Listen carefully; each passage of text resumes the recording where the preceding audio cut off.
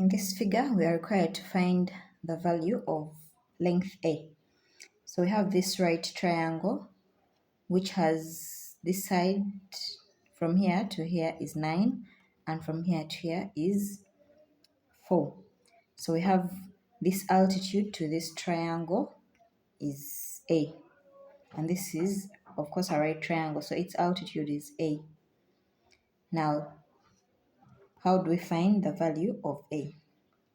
First, let this side here, let's call it X, and let's call this side Y. Also, let's first label our figure.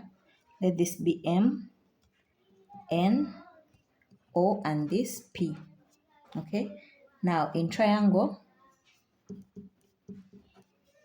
MNO, okay, the outermost triangle, since it's a right triangle, we're going to use the Pythagoras theorem. So we shall have A squared plus B squared is equal to C squared. And our A in this case is NO, which is X. So we shall have X squared plus our B is MN, which is Y. So Y squared is equal to our hypotenuse MO, which is 9 plus 4 squared. So we shall have X squared plus Y squared being equal to, this is 13. So 13 squared, which gives us X squared plus Y squared being equals to, this gives us 169. Let's call this equation 1. Next, let's look at triangle NPO. Okay, since this is 90 degrees, it's also a right angle triangle. We're going to use Pythagoras as well. So A squared plus B squared is equal to C squared. Our A, in this case, is PO, which is 4. So 4 squared plus our B is NP, which is A, plus A squared is equal to our C is NO, which is X. So is equal to X squared. So 4 squared is 16. So 16 plus A squared is equal to X squared. Let's make X squared the subject. So X squared is equal to A squared plus 16. Let's call this equation 2.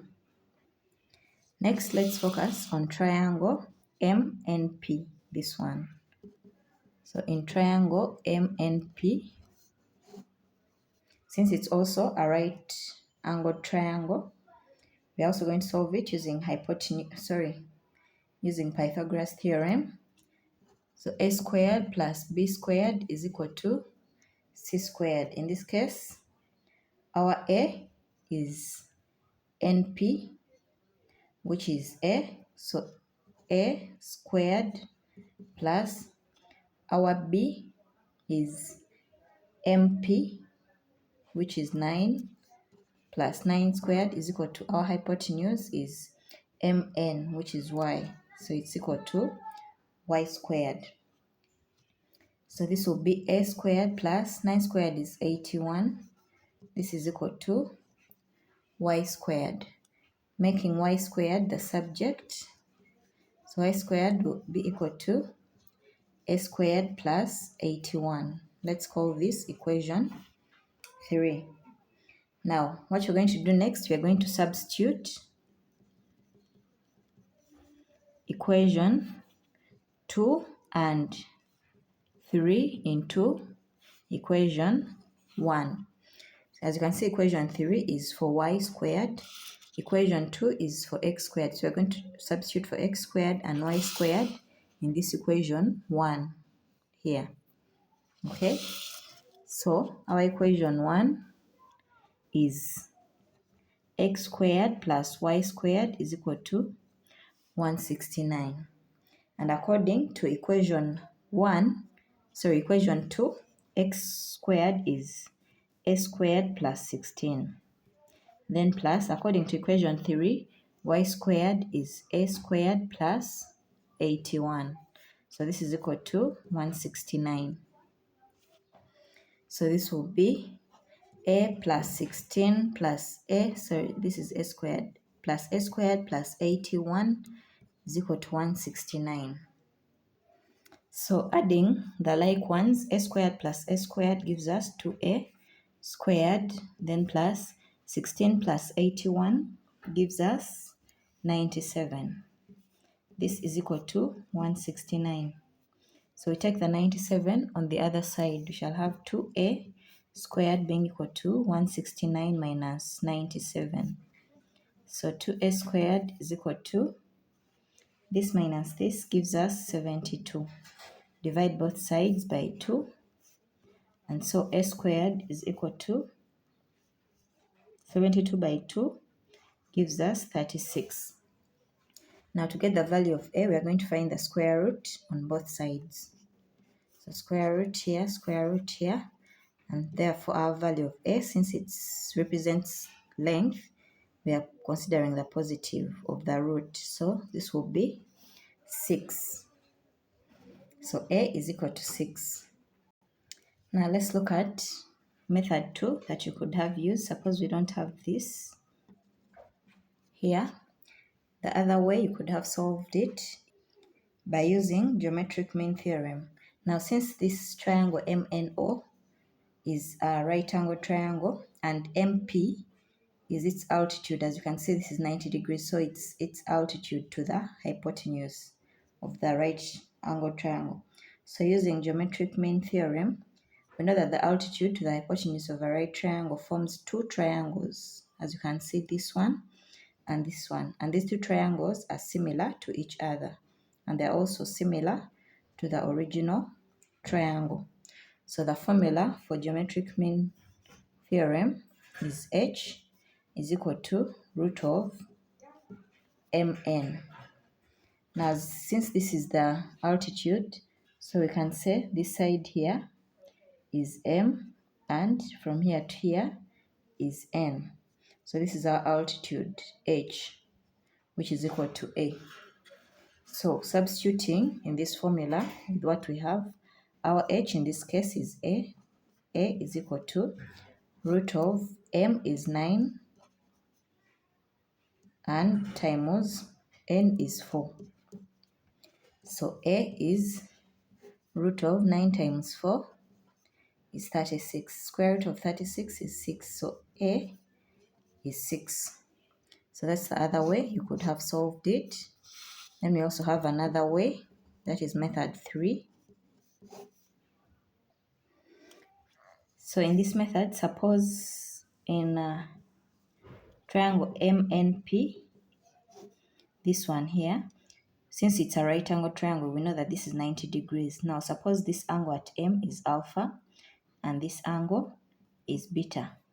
Since this is 90, that implies that these two angles have to be equal to 90 as well to make 180.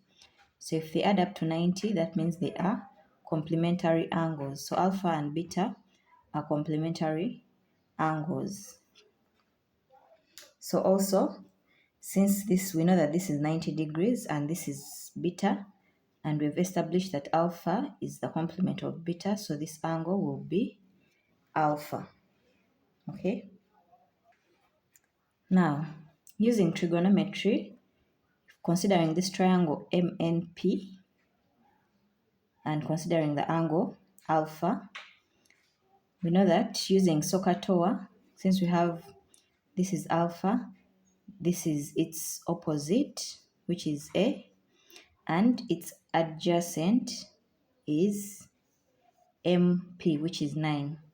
So given that we have this and this, that means you're going to use tan, the one with tan, okay? And we know that tan of an angle, theta, is equal to opposite over adjacent, okay? So in this case, our angle is alpha. So tan alpha is equal to, the opposite is A, and the adjacent is 9. Let this be equation 1. Next, considering triangle NPO, and considering this is alpha, considering this angle alpha, we know that this is 90 degrees, so it's a right angle triangle. So if in using trigonometry, tan alpha will be opposite, its opposite is 4 over the adjacent is NP, which is A. The hypotenuse is NO. So you want opposite over adjacent. Adjacent is A. So this is equation 2. As you can see, equation 1 and equation 2 are both for tan alpha.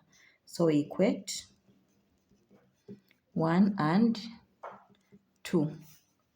So tan alpha is A over 9, which is equal to 4 over A. Okay. So when you cross multiply, we shall have A squared is equal to 9 times 4. So A squared is, this gives us 36. To find A, we find the square root on both sides. And therefore, our value of A is 6. So you could use either method 1, method 2, or method 3 to solve for A. Thank you so much for watching. Please subscribe to the channel for more amazing videos. Like, comment, and share your thoughts in the comment section down below. If you enjoyed the video, do not forget to give it a like and also share with your friends and family for an enlightening experience.